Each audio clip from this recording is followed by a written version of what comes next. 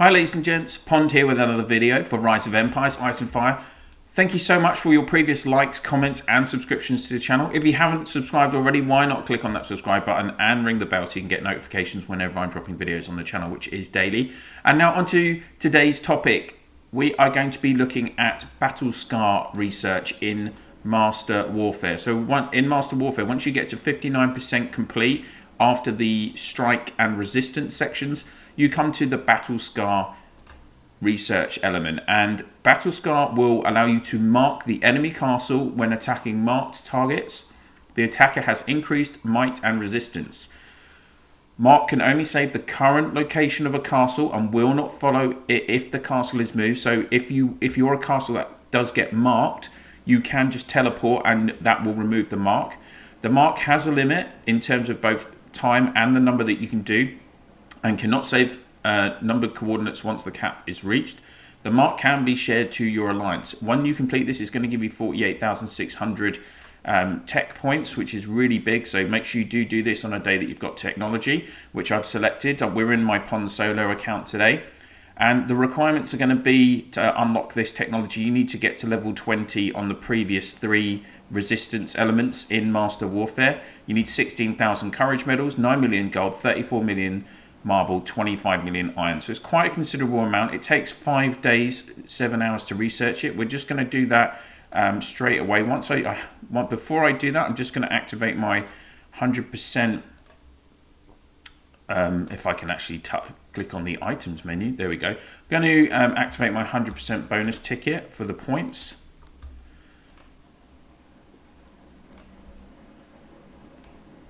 And we'll just research now. So that's going to get you 116 million points on the day, so that's nice. In terms of additional research related to the mark, so we'll just cover this quickly. You have then in these next sections mark and marked defense. This is going to give you extra might. So I think you start with 20% bonus might and resistance from that first battle scar technology. Then it's increased might on the left, and this will give you an extra 10%, so 30% in total. On the right hand side, it gives you extra resistance. So that is when you're sieging the marked target, you will have 30% bonus might and resistance for your troops. We have lasting mark. This increases the duration of time that the target will be marked. Remember, that's only if they don't move anywhere. And these figures are in seconds, so you can see you can get up to 20 extra minutes, 1200 seconds through lasting mark. And then we have multi-mark. This does require an awful lot of courage medals. 20,000 for the part 1, 22,000 for part 2.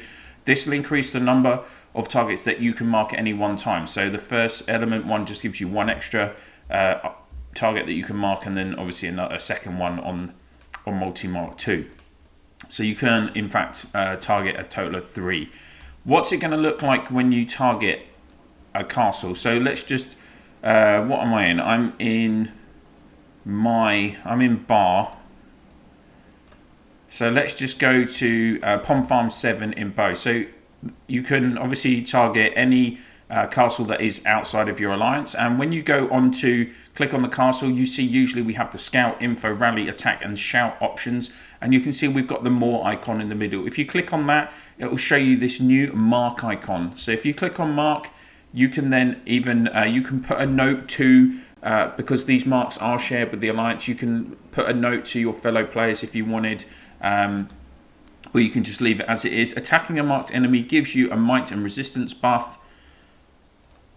Mark can only save the current location, as it said before. The mark has a limit, and mark can be shared with your alliance.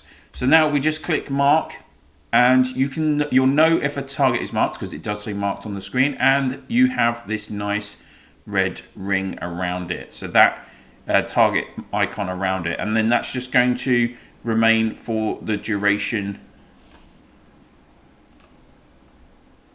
And there we go, guys. That is, and now you could, if I wanted to, I could attack Pond Farm 7 and I would benefit from the initial 20% extra might and siege resistance that is giving me. So it's really handy if you're, during KE, obviously, maybe you're doing a throne battle and you're trying to remove a castle that's in the throne. or you're just up against a tough opponent and you want a bit of an extra buff, then this skill is going to give you just that little bit extra in those instances. And yeah, that's basically everything about Battle Scar and Marked, what they do for you. So I hope you found the video helpful. If you have, then please do click on that like. I'll be interested to hear the scenarios that you've been able to use this Marked tech in, and like how successful, or do you notice that it makes a big difference? Please do put your comments down below. And if you could please share my channel in your Alliance chat, Province chat, and through Line, WhatsApp, Viber, Discord, whatever you use to communicate with your fellow players in the game, that would be absolutely great. And as I say, if you haven't already, why not click on the subscribe and ring the bell so you can get notifications whenever I'm dropping videos on the channel. That's it for now. Thank you so much for watching, and I'll see you soon.